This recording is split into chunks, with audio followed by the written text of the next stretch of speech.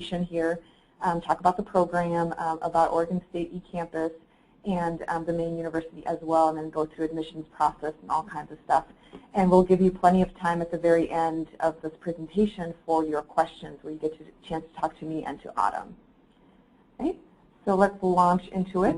So first I want to tell you a little bit about Oregon State University, just in case you are not familiar with our institution. Our main campus is located in Corvallis, Oregon. If you have no idea where that is okay. If you want a kind of a reference point of where Corvallis is located, if you know Portland, which is our largest city here in Oregon, we are about an hour and a half south of Portland. Oregon State is a fairly old institution. We were founded in 1868, and we continue to grow in enrollment. We are now just a little bit over 24,000 students. The main thing about Oregon State that we like to point out is that we are a world-renowned research institute. And so one of the things that's very unique to us is that we hold a land, sea, space, and sun grant research designation. That means we are one of only 2 in the nation. And what that really means for our students and to our faculty is we bring in a lot of research funding to kind of conduct cutting-edge research in all sorts of areas.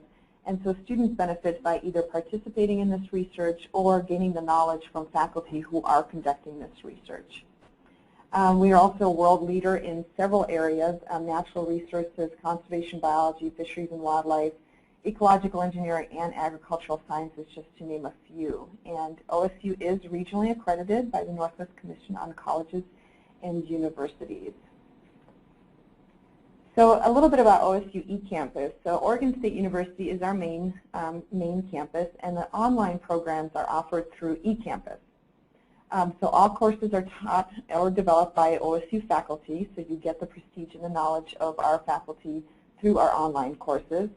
We have a growing program now. We are just a little bit over 30 online degree programs, so full programs online. But we have more than 800 courses online in various subjects. So you really have a diversity in what you can do through eCampus online. And one of the big questions we get from students is, will my transcript look different if I am an online student? And the answer is absolutely not. You receive the exact same transcript that you would as an on-campus student. So your diploma looks exactly the same as if you were an on-campus student here at Oregon State University. Essentially, when you complete a program here, you receive an Oregon State University diploma. And the curriculum essentially is tailored to online learning. So one thing that I like to talk about with prospective students is the fact that the classes are developed by OSU faculty, and they are taught by OSU faculty. And when faculty want to come and teach a course here at eCampus or teach a course online, they approach our staff and they say, I'd like to offer, for example, chemistry or biology or other types of courses online.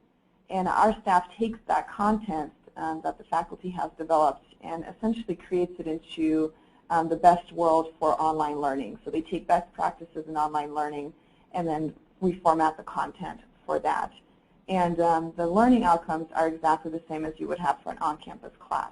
So really the quality that you would get an on-campus course at Oregon State, you're getting the same online. Okay. Another big question we get is, who am I going to be in classes with? So are you going to be in there with 18 to 24-year-olds? Or with freshmen? Sure, that could absolutely happen. But the average age of our online students is actually 33. More than half are women, and we now have students in all 50 states and 30 countries. So you really get a diverse group of students in your courses. Okay. So I want to talk a little bit about sort of the services that you get when you are an online student here at eCampus, because we know that there's more to being a student than just taking a class or completing assignments. So we really developed services to help you be successful here at Oregon State. So there's a few listed on the page right now. The one that the Student Services Center, I would kind of call that the mom and dad of eCampus. Essentially, if you're having any sort of issues with your classes, if you're having a hard time registering, or issues with ordering books, or if you just have a question, anything, or you need to schedule an exam, Student Services Center is the place to call, and they are available essentially 24/7, either by phone, email, or if you're close enough, you can actually walk in and visit them. Then we have library services. So eCampus has a full-time librarian for eCampus students. So if you need any help with locating books or articles for your courses, we have a full-time librarian that is available for you to do that.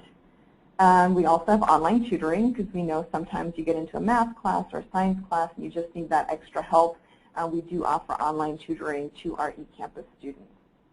And kind of a new thing that we're offering now is career advising. We now have a career counselor available for eCampus students. So if you have questions about job opportunities or career paths that you may want to take with your degree program, we do have a career counselor available for you to do that.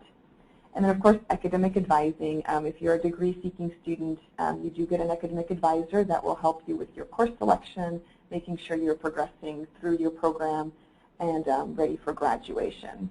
And the very last bullet is definitely one I want to point out for prospective students. We now offer pre-enrollment advising. So what that means is if you are ready to apply and you're just not sure, are you ready for admissions here at Oregon State University? Do you meet the requirements? Is the degree that you're interested in really the right degree for what you intend to do later on in your life? This person, our pre-enrollment advisor, can kind of look over that and kind of give you advice about are you ready to start at Oregon State. And if you need to schedule an advising appointment with her, just call the 1-800 number that's located at the bottom of the screen or email ecampus@oregonstate.edu and they will set you up with an appointment. Okay. So that kind of covers a majority about eCampus. I'll talk a little bit more a little bit later on in the presentation, but I want to get to the program that you are all interested in, so for our horticulture online program. So with me is Autumn Granger. Hello, everybody. As Simona said, I am the advisor for all students who are interested in pursuing our online horticulture major or minor. We do offer a minor for students. I've been with the horticulture department part-time since January of 2011, and I've really enjoyed my job and I enjoy the students I work with. And so we'll get started and I'll tell you a little bit about the program. So a little bit about our program and our students. The original audience for this online horticulture degree was people working in the field, so people who maybe had all of the practical hands-on experience, but for whatever reason lack the formal degree. And I would say that these people make up probably about 50% of the students I work with. The other 50% of people are people who have always had an interest in horticulture and who maybe just haven't done anything about it until now. Some of these students already hold a bachelor's degree or other advanced degree. Just some general statistics. Our average student is about 35 years old and is female and lives somewhere outside of Oregon. So you can see our statistics for the horticulture program fairly closely mirror those of the eCampus population in general. So where do our students come from? Right now we have students all over the country, but we have some fairly large pockets of students in Ohio, Florida, Michigan, Texas, California, Florida, Washington. And our students they come from various occupational backgrounds. I have students that are artists, air traffic controllers, lawyers, just to name a few. So I want to say that the degree program, it includes the labs, the diagnostics, student-managed project, problem solving, all of that. All of the requirements for this degree, just to reiterate, can be completed where you are. Sometimes when students see, oh my gosh, there's going to be labs, do I have to come to campus? Everything can be done where you are. There isn't any need for you to ever set foot on campus unless you want to. And then students who complete the program earn a Bachelor of Science in Horticulture from Oregon State University. And again, as Simona had already talked about, this is the same degree that would be awarded to on-campus students. There isn't any distinction between an eCampus diploma and a regular campus-based diploma. And because this is a Bachelor of Science degree, that means that it is going to be heavier on the math and science. As part of this degree, you will be expected to take a year of chemistry, take a year of biology, in addition to completing the required math courses. And we'll talk more about that in a few minutes. So, a little bit about the curriculum. So the first thing you see there is the 180 credits that are needed to graduate from OSU. 180 credits, it doesn't matter what you're majoring in. That's the minimum required to get a degree from Oregon State. So how does that 180 credits break down? And you'll see, we'll talk about each one of these. So the first one is the baccalaureate core. So you'll hear this referred to as baccalaureate core, bac core, university core, general ed requirements. These are all interchangeable terms. These are the classes that everybody takes regardless of major. And it's approximately 48 credits and a writing intensive course. You'll also hear that referred to as a WIC course. So the baccalaureate core is the first part of it. Then the horticulture major core is about 82 to 85 credits, depending on the classes that you select. Then the option requirements as part of the horticulture, the general horticulture option, are about 35 credits at the minimum. And then the electives vary. The electives are what you would take to get yourself up to that total 180 credits. Some people need a lot of electives. Some people won't need anything. I want to bring your attention to the biology requirements. It's at the box at the bottom of the page. So this program requires a year of general biology, including labs. And so this isn't just whatever biology you want to go out and take. What we're specifically looking for is a year of biology that is geared towards science majors. This is the one requirement that can't be completed online through OSU. So most students complete this at a local community college or university. And then, for your information, a year of biology is either 2 semesters or 3 quarters, just depending on the system where you take the class. And I'm always happy to help students select the appropriate biology series at a community college or university near them. If you just email me, hey, I'm planning on taking my classes here, I can get back with you and let you know what classes will fulfill OSU's requirement. And then the sample courses, these are just some of the courses and topics that are covered each year in the general horticulture curriculum. The number of courses available grows every year, and again, this is just a sampling. For more detailed class descriptions, you can look in the online catalog through the Oregon State website. You can email me. I have sample syllabi of most every class, but things like weed management, plant identification, plant nutrition, plant propagation, those are all classes that are required. Everyone within the general horticulture major will take them. The other things like organic farming and gardening, the permaculture design and theory, restoration horticulture, diagnosing plant problems, those are all relatively new classes. And those are ones you may choose to take or not. They're electives in some of our areas here.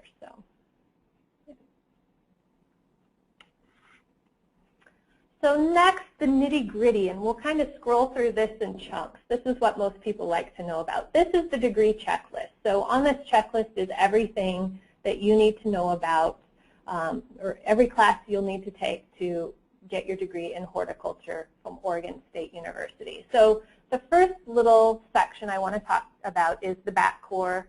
Here it's listed as the university core.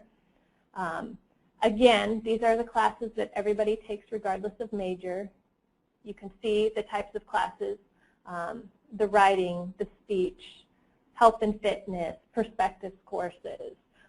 Pretty much all of these classes can be completed at a college or university near you, so that's just something to think about. They can also all be completed through eCampus at Oregon State. The only note I want to make about the university core requirements is the COM requirement, so the speech requirement.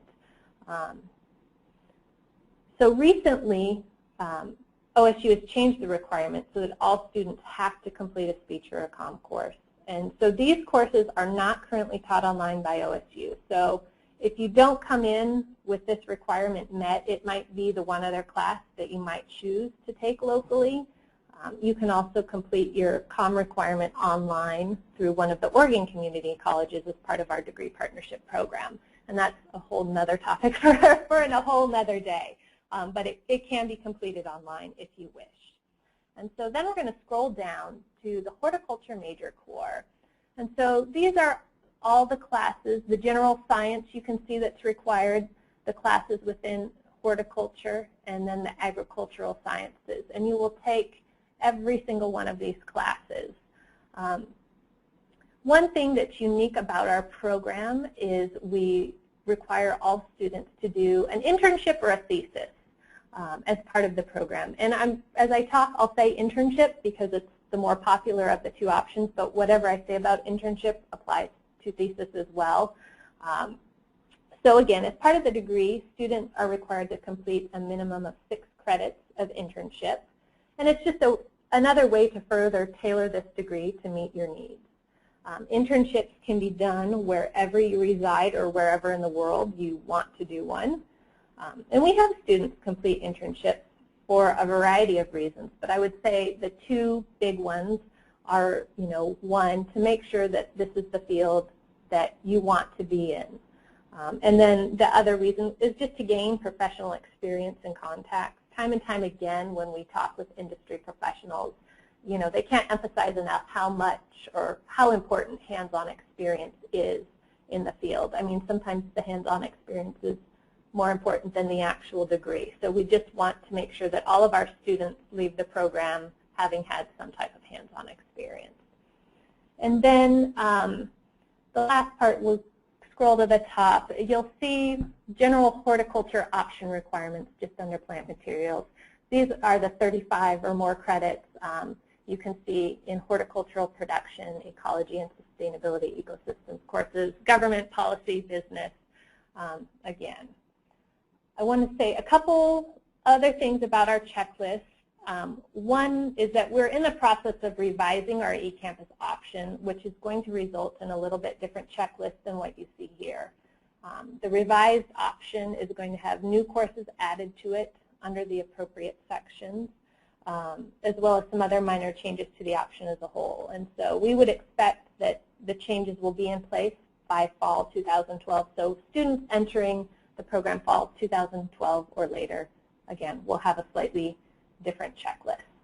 And what's listed on this checklist is not everything that's available to take, which is part of the reason for the updating.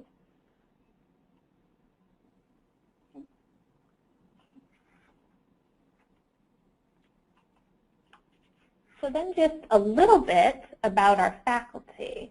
So in our faculty highlight box, we have Dr. Ryan Contreras, whose research interests lie in ornamental plant breeding, and you can read a little bit about his research there. I'm trying to highlight people that teach a lot of the Hort Core classes. These are people you'll have more than once as you earn your degree here at Oregon State University. So Dr. Contreras, again, ornamental plant breeding is his research interest. He teaches both of our plant identification classes, the Hort 226 and 228, as well as the Hort 301, which is our biology of horticulture class. Kelly Donegan, she is a former entomologist and U.S. EPA researcher. She is an instructor and teaches our Hort 112, which is our basic introduction to horticulture, as well as 412, which is our career development class. Kelly also serves as the on-campus advisor for all of our horticulture students, and whenever I'm on vacation, she's who you'll talk to. Sarah Finger McDonald, she teaches our Hort 111, another, again, introductory course, and 316, which is plant nutrition. We've got John Lambrinos, whose interests lie in landscape ecology, and he teaches our WIC, again, our writing intensive course, which is the ecology of managed ecosystems, which is the Hort 318.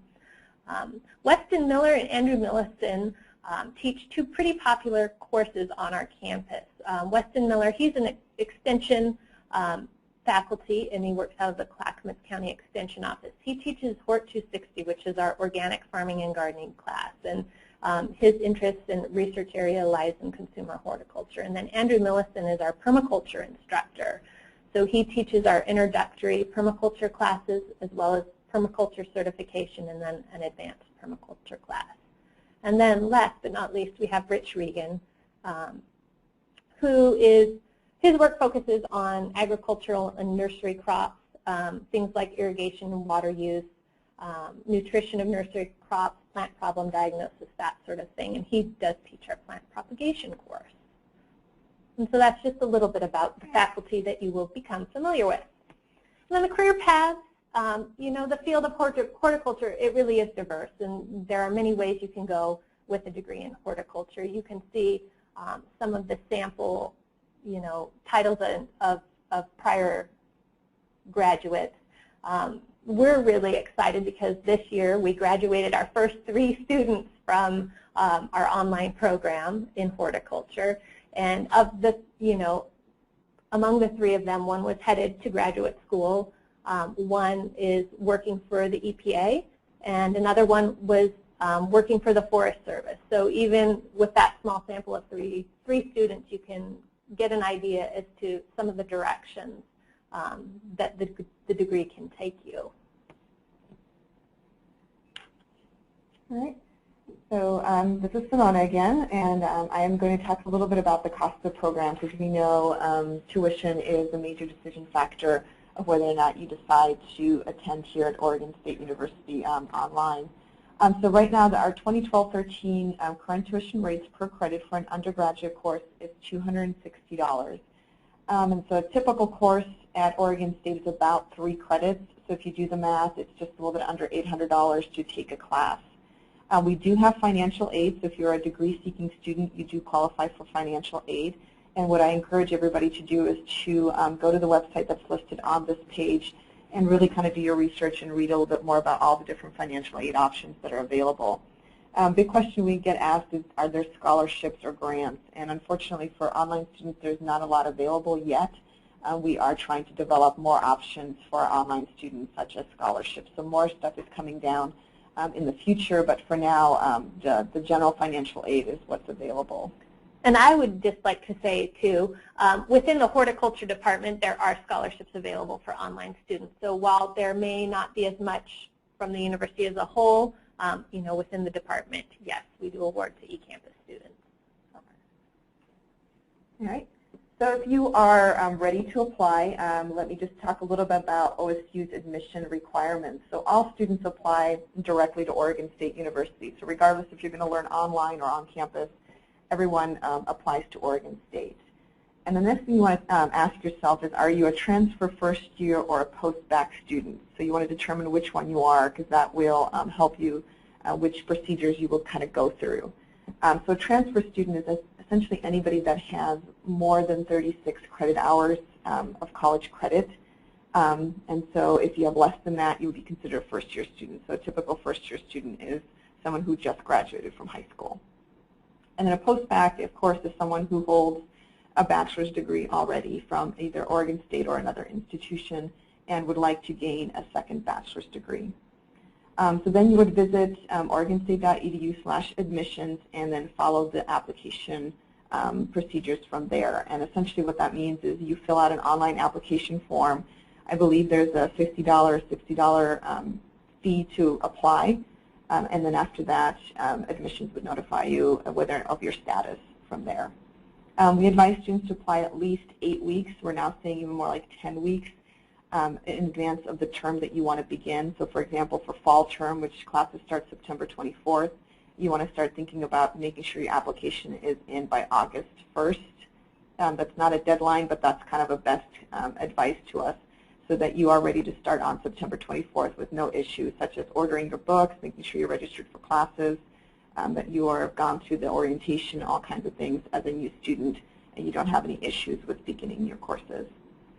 And then one thing we want to point out is that OSU is on a quarter-term system, so that means we have 4 quarters a year as opposed to a semester system. So if you are coming from universities that run on a semester system, we are a little bit different. Our courses run about 11 weeks long, and we have 4 terms a year. So that also gives you great opportunities to decide when you want to start. So you don't have to start fall term. You can start winter, spring, or summer. Okay. And so we are to the question portion of the presentation. And don't worry about writing a ton of notes on the slides. You will receive a video of this presentation probably a day or 2 later with all of this on there. So don't worry about scribbling a ton of notes. We will get you a copy of this after probably by the end of tomorrow. So if you have questions, what you will see is there's a little question box on the right-hand side of your screen. So go ahead and type your question into there, and we will answer them as best as we can. The one thing I would note is if you have a question that is, personal to you or just it's kind of more related just to you as an individual, we will try to answer those offline. So we keep track of all the questions, and if we don't answer it to the whole group, we will contact you afterwards and give you an answer for that. So feel free to go ahead and type in your questions, whatever they may be. And I also put up our contact information, so if you have additional questions after this, feel free to contact Autumn directly or OSU eCampus and the main number there if you have any sort of eCampus related questions or the horticulture question.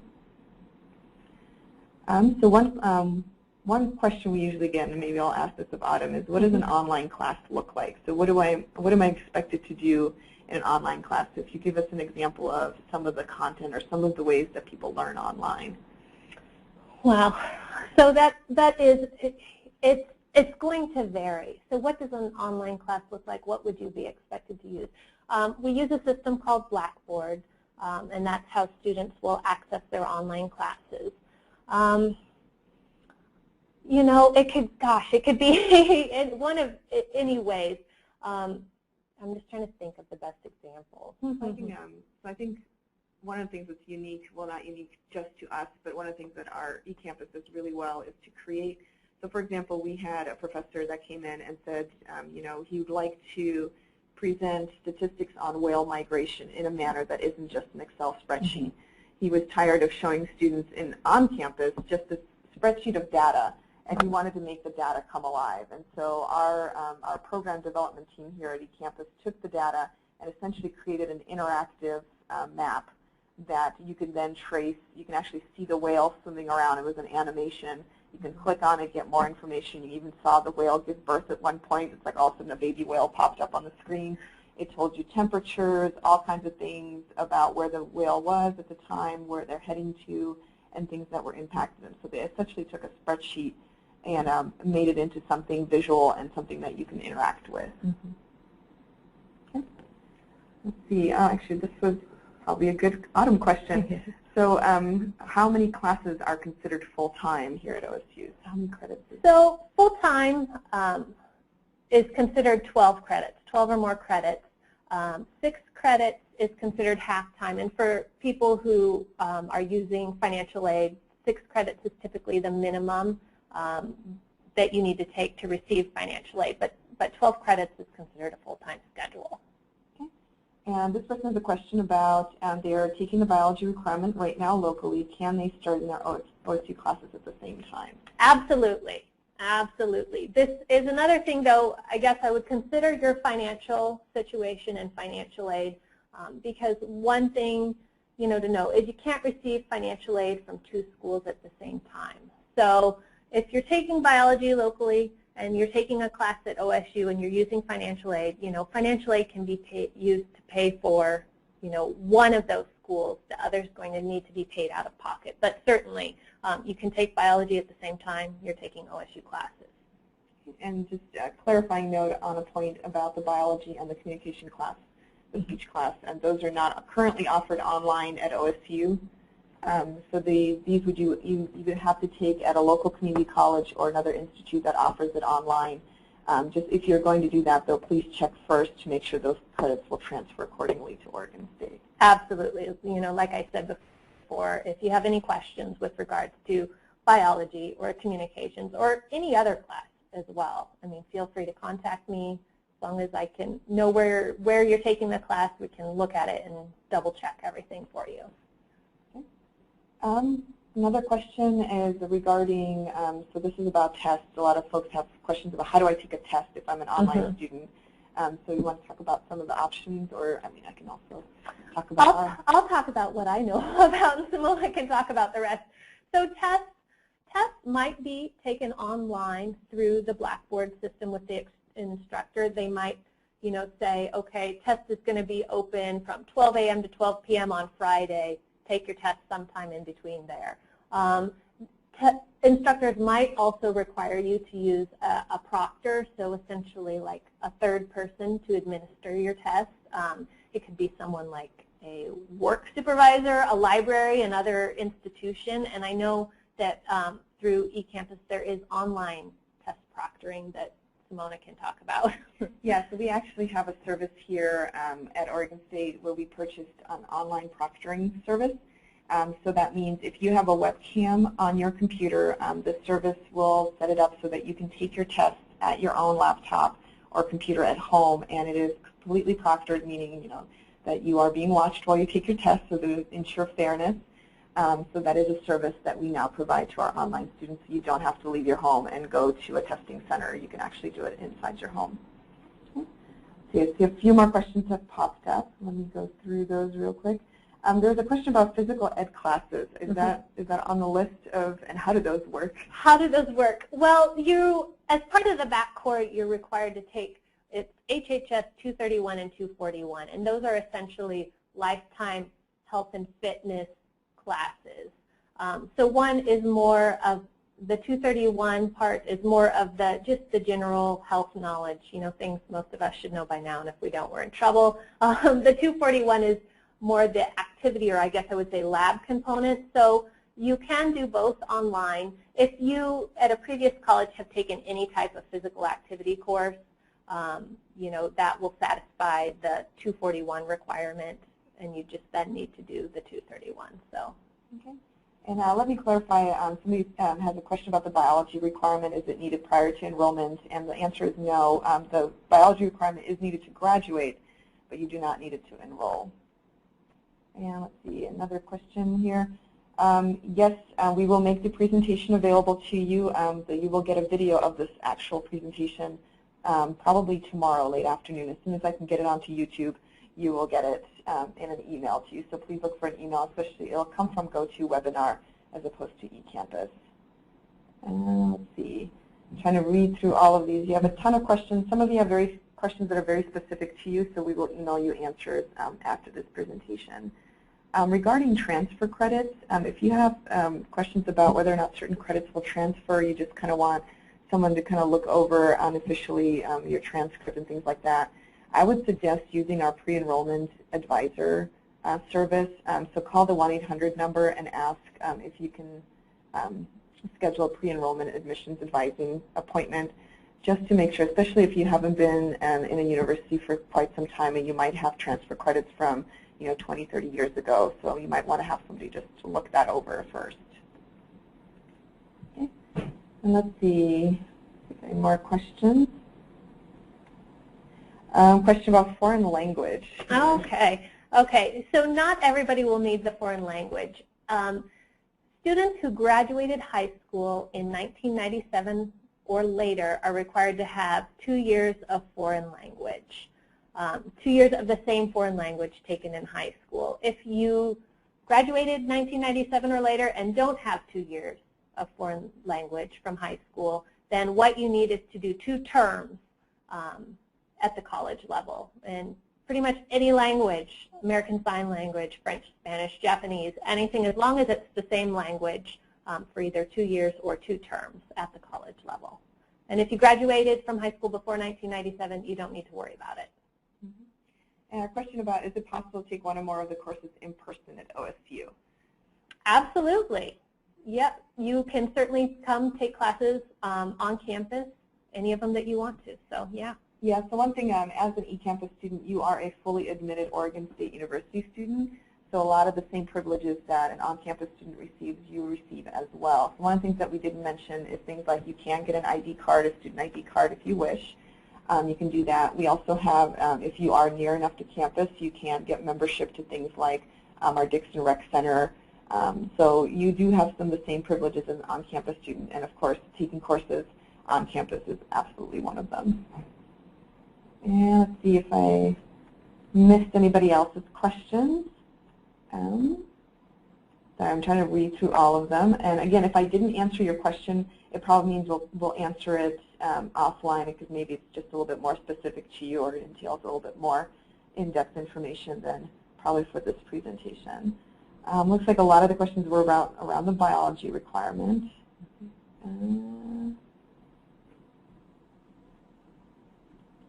Let's see, would a job be able to count as an internship? Absolutely. We take these we look at each one of these individually. So if you're somebody who's already working in the field, in the industry, it's very likely that your job would count for your internship requirement. We don't want to make it any harder on you than it has to be, you know, if you're already in the industry, to go out and find something else to do now. So yes, it's quite likely that current jobs could work towards the internship requirement. And then there's another question about the internship requirement. Is there like a list of approved internships, or how does a person go about setting up an internship, and then how many hours kind of would they need to do that? There are a couple of different ways that you can find internships. One, as you are an enrolled student within the horticulture program here at Oregon State, I maintain an advising email list, and we get lots and lots of announcements for jobs, internships, other things, not just from here in Oregon, but from all over the country. So as we receive postings for jobs and internships, we'll forward those out to students. And so that's one way. Also, another way that we will assist you in finding internships is through the Hort 412 class. So that's kind of our career internship exploration class. And so within that class, you know, we'll teach you different agencies, different ways to look for internships, how to present yourself professionally, both in person and on paper. You know, so we will assist you in any way we can. You know, we don't want to leave you hanging, but it's also, you know, your responsibility to do your part and be actively looking. If you've got, you know, universities or community colleges near you that have a horticulture program or similar programs, those are often other, you know, great resources for internships and things like that. So, yeah. And if you had to answer the question, on average, how long would it take someone, saying, going through the online program, complete and graduate? If you're coming in as a transfer student, and I'm just saying general transfer student, I'm going to say between 2 and 3 years. What slows people down is the biology, waiting to do that, or trying to find the right time to do that. You know, if you come in and know that you're going to have to do it or have it done ahead of time, on average 2-3 years.